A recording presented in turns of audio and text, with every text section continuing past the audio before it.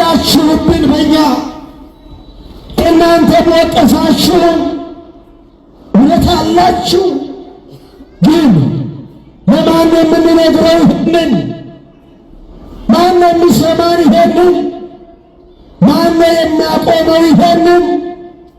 ያው ይብቃ፣ ተለማመድነው።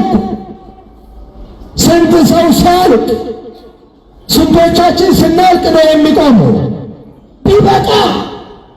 ሕዝባችን እረፍት ይፈልጋል፣ ሰላም ይፈልጋል፣ ነፃነት ይፈልጋል።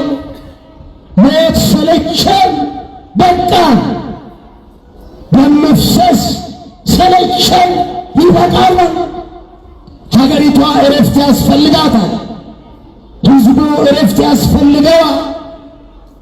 ስለኛ ደም ፈሰሰ እኮ፣ በሱቁ ስለኛ ተፈወስን እኮ። ሌላ ደም አያስፈልግም። ሌላ ደም በግፍ ሊፈስ አይገባም።